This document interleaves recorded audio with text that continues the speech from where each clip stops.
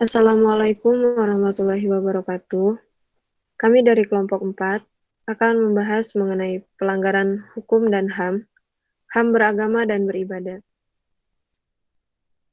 Di sini saya akan memperkenalkan diri. Nama saya Zikia Karunia Putri sebagai moderator. Kemudian ada Rizka Fadila Rangkuti, Grace Cecilia Panggabean, Habib Muhammad Taufik, Intan Sari Sianturi, Santi Dwi Apriani, dan Alina Febriani. Untuk selanjutnya akan dijelaskan oleh Santi.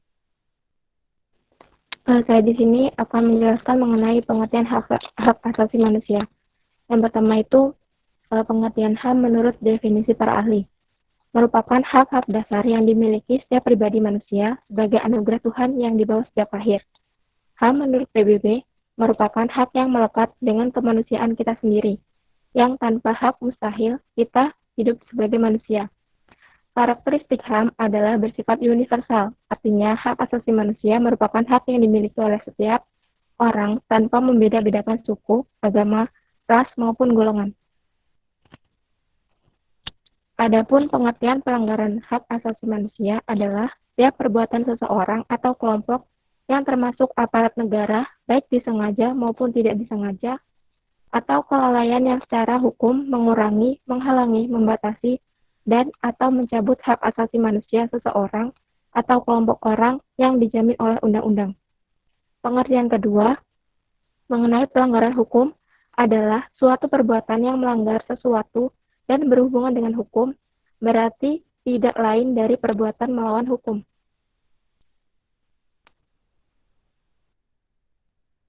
Pengaturan HAM dalam Undang-Undang Dasar. Pasal 18 Undang-Undang Nomor 39 Tahun 1999 tentang Hak Asasi Manusia atau HAM. Pasal 22 Peraturan Kapolri atau Perkap Nomor 8 Tahun 2009 tentang implementasi prinsip dan standar hak asasi manusia dalam penyelenggaraan tugas kepolisian negara Republik Indonesia.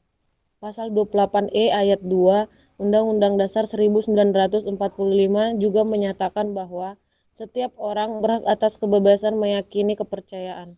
Selain itu, dalam pasal 28I ayat 1 Undang-Undang Dasar 1945 juga diakui bahwa hak untuk beragama merupakan hak asasi manusia.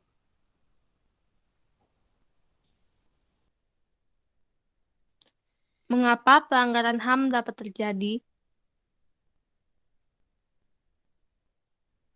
Yang pertama, secara konseptual, pelanggaran HAM selalu berkaitan erat dengan 3 kewajiban generik negara, state obligation, dalam melaksanakan jaminan hak asasi manusia, yaitu meliputi kewajiban menghormati, kewajiban melindungi, dan kewajiban memenuhi.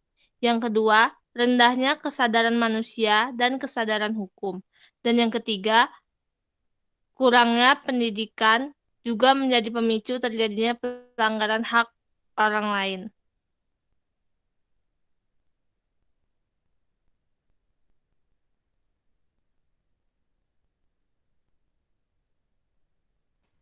Berikut ini kami akan menjelaskan beberapa kasus yang berhubungan dengan HAM. Yang pertama akan dijelaskan oleh Saudara Habib.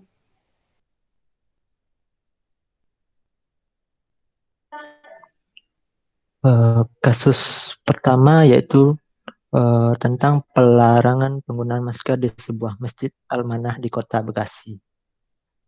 Di sana terjadi perdebatan antara jamaah dan pengurus masjid tentang gimana pengurus masjid tersebut mengusir jamaah karena jamaah menggunakan masker. Peristiwa tersebut terjadi pada Selasa 27 April 2001 pukul 14.30 waktu Indonesia Barat.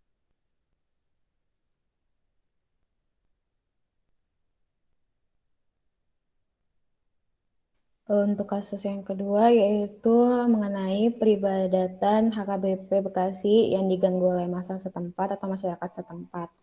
Di mana menurut Komisioner Komnas HAM Muhammad Khairul Anam menilai kasus tersebut sebagai bentuk pelanggaran konstitusi dan perlindungan HAM Qairul mengatakan juga bahwa pada prinsipnya setiap kegiatan ibadah dijamin oleh konstitusi dan undang-undang yang mengatur mengenai HAM.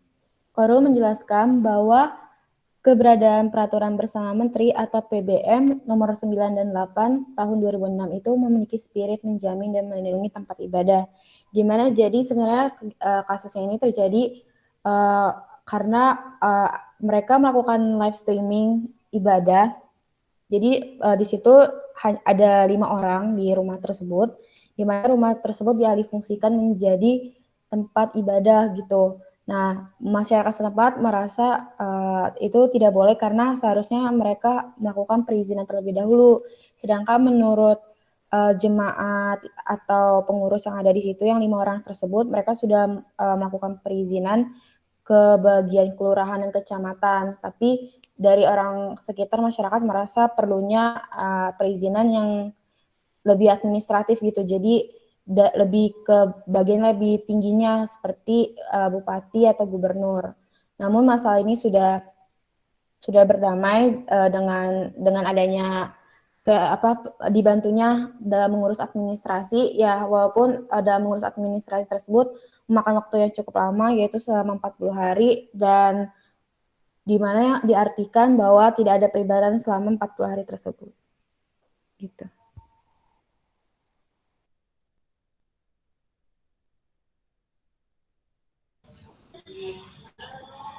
Kemudian selanjutnya itu solusi. Yang pertama, pemerintah harus merancang, mengagendakan, dan mengoptimalkan institusi pendidikan untuk membangun pendidikan yang bineka, terbuka, dan toleran. Yang kedua, pemerintah harus memposisikan aparat kepolisian dan pemerintah lokal sebagai garda terdepan penegakan hukum, perlindungan warga, dan pembelaan dasar dan konstitusi negara. Dan yang ketiga, negara harus menjamin penegakan hukum yang tegas dan adil berdasarkan Pancasila dan Undang-Undang Dasar 1945.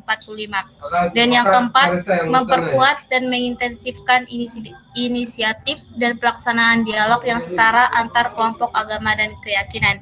Dan yang terakhir itu, pemerintah seharusnya membantu administrasi perizinan maupun pembangunan tempat ibadah. Baiklah, sekian presentasi dari kelompok kami. Kurang lebihnya kami mohon maaf. Sekian, wassalamualaikum warahmatullahi wabarakatuh. Waalaikumsalam warahmatullahi wabarakatuh.